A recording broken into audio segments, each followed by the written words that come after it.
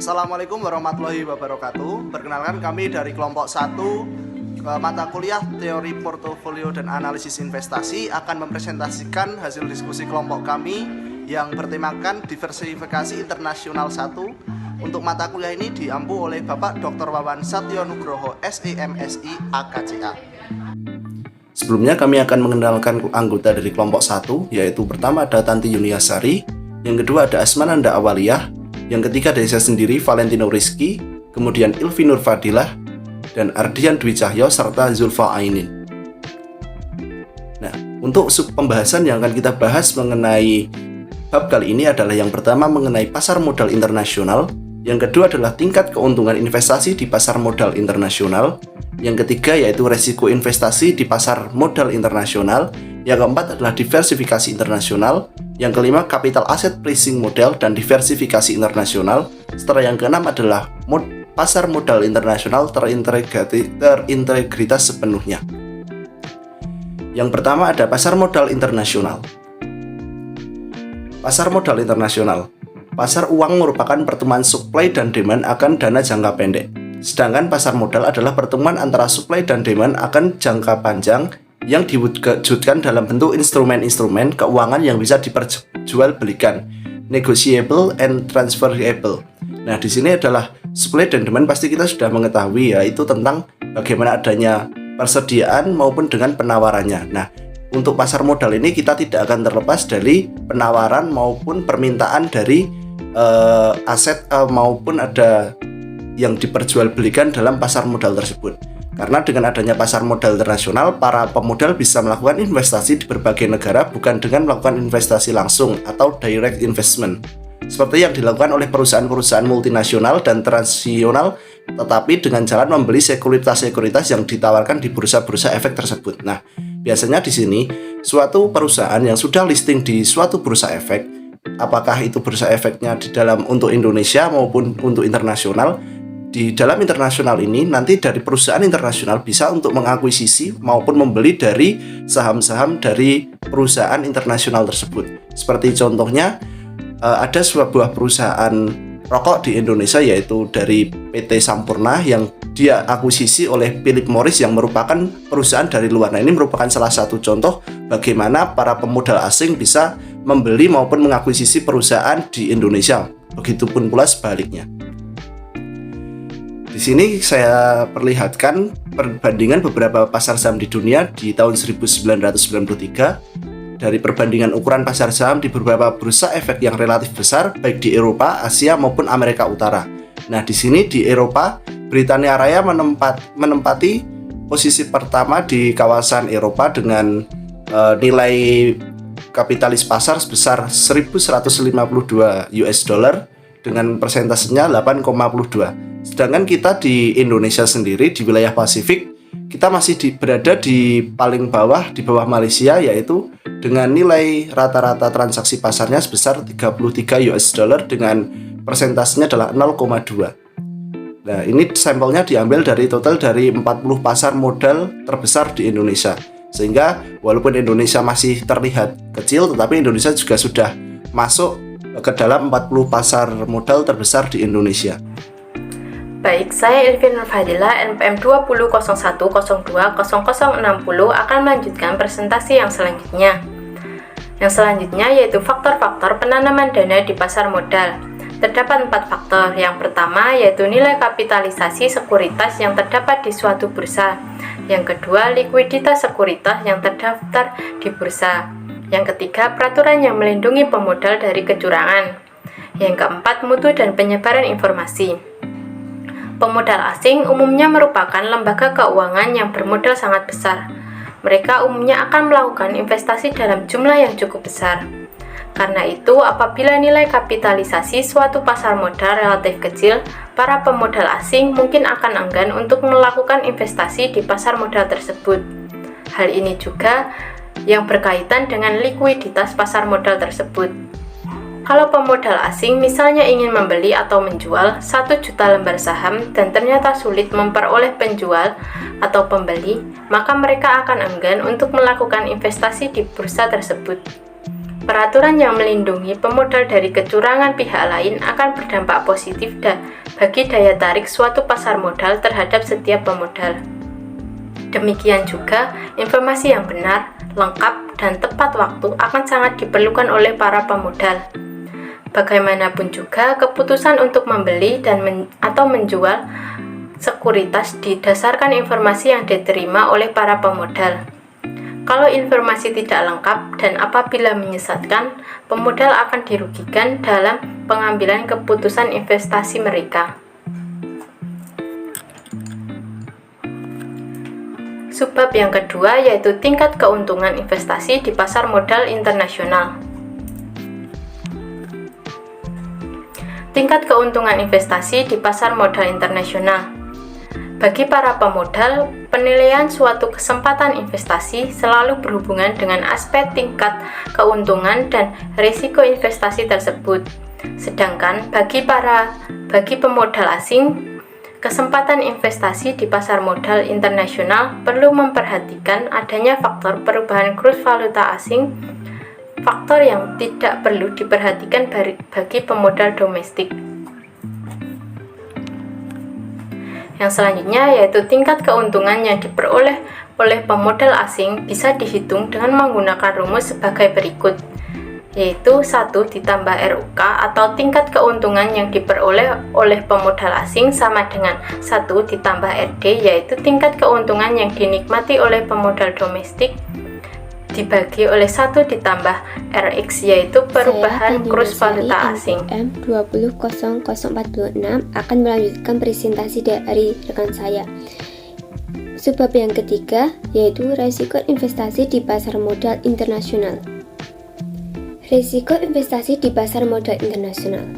Pemodal asing perlu memperhatikan faktor perubahan kurs valuta asing ini dalam perhitungan risiko investasi.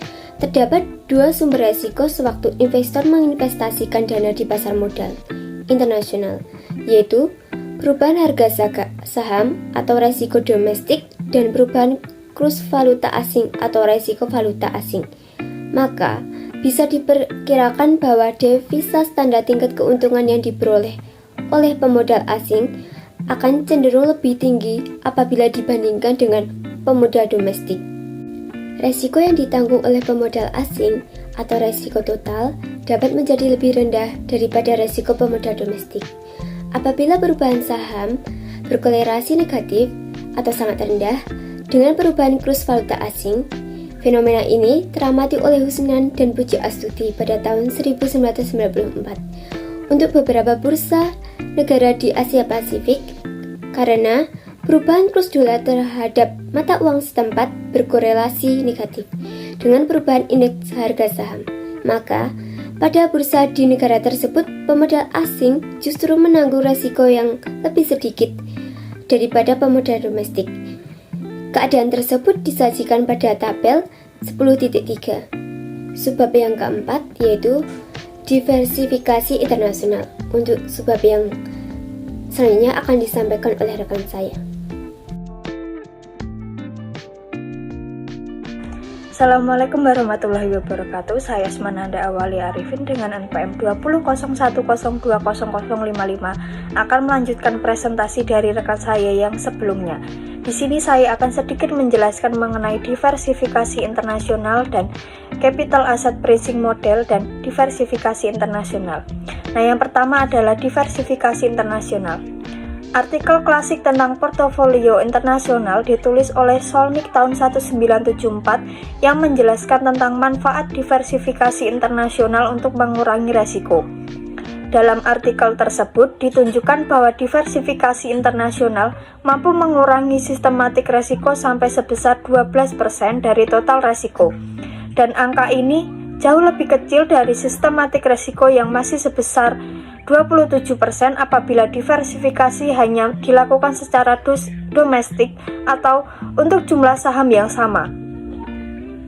Berikut ini dijelaskan bagaimana seorang pemodal, dimisalkan ia adalah seorang pemodal dari Amerika Serikat, akan memilih menginvestasikan dananya di pasar modal internasional dan tidak hanya membatasi investasinya di pasar modal domestik apabila yang pertama ERN yaitu tingkat keuntungan yang diharapkan untuk sekuritas non-AS, ERUS yaitu tingkat keuntungan yang diharapkan untuk sekuritas AS, Sigma N yaitu deviasi standar sekuritas non-AS, Sigma US atau deviasi standar sekuritas AS, KNUS yaitu koefisien korelasi antara sekuritas non-AS dengan sekuritas AS, dan RF merupakan tingkat keuntungan bebas risiko. Dimisalkan koefisien korelasi tingkat keuntungan saham Australia atau non-US dengan saham AS adalah sebesar 0,476 yaitu tingkat keuntungan yang telah dikonversikan ke US dollar. Deviasi standar saham US yaitu sebesar 17,30 dan RF yaitu sebesar 7%. Resiko total saham Australia adalah 31,41 yang merupakan penjumlahan resiko domestik sebesar 27,19 dan resiko valuta asing yaitu sebesar 20,85. Apabila tingkat keuntungan yang diperoleh bagi saham AS adalah sebesar 12%, maka saham Australia akan tetap menarik untuk dibeli oleh pemodal AS sejauh minimal diharapkan bisa menghasilkan atau sesudah dikonversikan ke US dollar, yaitu sebesar 11,32%. Perhitungan angka tersebut diperoleh dengan cara yang pertama, sisi kanan persamaan di atas menunjukkan nilai 12% dikurangi 17% dibagi 17,3 dan dikali 0,476 yaitu hasilnya 0,1375. Kemudian masukkan angka ini ke dalam sisi kiri persamaan. Kita akan memperoleh hasil yaitu ERN dikurangi 7% dibagi 31,41 dan lebih besar dari 0,1375. Dengan demikian maka nilai ERN minimal harus sebesar 11,32%. Yang selanjutnya adalah capital asset pricing dan diversifikasi internasional. Kemungkinan dilakukannya investasi portofolio internasional membawa konsekuen dalam pricing sekuritas dalam konteks internasional. Apabila pasar modal terintegrasikan sepenuhnya atau para pemodal dapat melakukan diversifikasi internasional dengan bebas, tentunya terdapat dampak dalam equilibrium pricing sekuritas-sekuritas tersebut dalam konteks internasional atau dunia. Dengan demikian, maka model-model equilibrium perlu mempertimbangkan kemungkinan tersebut.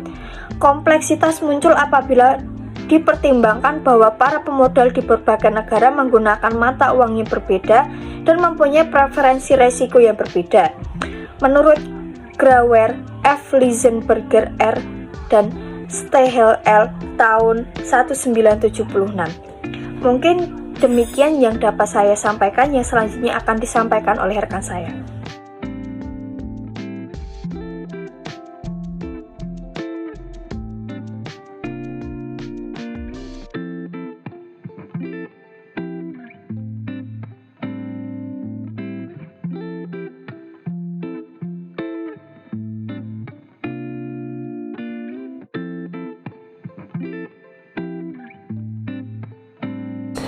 Baik, saya Ardian Cahyo, NPM 0070 akan melanjutkan presentasi berikutnya. Semakin kecil resiko yang ditanggung pemodal, semakin kecil pula tingkat keuntungan yang disyaratkan. Karena hal tersebut, biaya modal menurun, kemudian investasi makin menguntungkan. Dampaknya investasi semakin banyak dilakukan, penyerapan tenaga kerja semakin besar, dan seterusnya. Pasar modal internasional yang terintegrasi akan memberi manfaat yang besar jika dibandingkan dengan pasar modal yang tersegmentasi sepenuhnya. Alasan banyak negara tidak mengizinkan cross-listing atau mengizinkan pemodal asing bebas membeli sekuritas. Kekhawatiran bahwa pemodal asing menjadi penguasa mayoritas saham suatu perusahaan.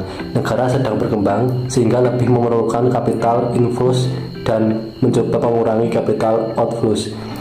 Berdasarkan pengamatan bahwa banyak negara yang mengenakan hambatan tertentu, maka pasar-pasar modal di dunia mungkin tidak seluruhnya terintegrasikan sepenuhnya, meskipun tidak juga memungkinkan untuk tersegmentasikan sepenuhnya.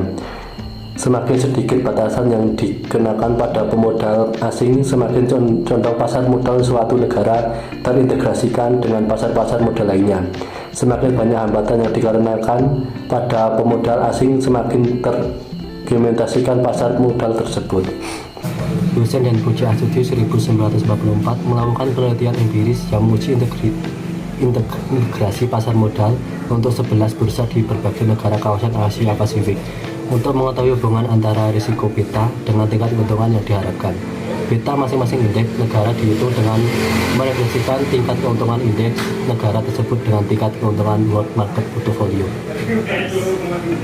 Market model yang digunakan untuk menaksir nilai beta adalah sebagai berikut. RIT sama dengan alpha I plus beta I RWT plus EIT. Penelitian tersebut menggunakan dua world market portfolio, yaitu Morgan World Portfolio dan World Portfolio yang terdiri dari rata-rata 13 indeks pasar. Apabila penggunaan dua model tersebut menunjukkan koefisien beta signifikan pada tingkat 5 atau 10%, bursa tersebut dikategorikan sebagai bursa integrated. Apabila tidak signifikan keduanya, bursa tersebut tergolong dalam kategori segmented. Apabila salah satu signifikan, bursa terklasifikasi sebagai bentuk antara. Hasil bursa di Tokyo, Hong Kong, dan Singapura termasuk dalam terintegrasi. Kuala Lumpur dan Selandia Baru tergolong dalam bentuk antara. Seoul, Taipei, Bangkok, Jakarta, Manila, dan Sydney tergolong dalam kategori segmented.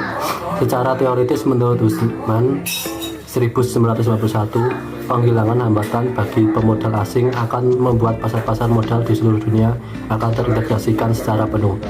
Manfaat yang diperoleh dari bursa integrated adalah bahwa harga saham akan lebih tinggi apabila dibandingkan dengan keadaan pasar modal. Semuanya tertutup full segmented market.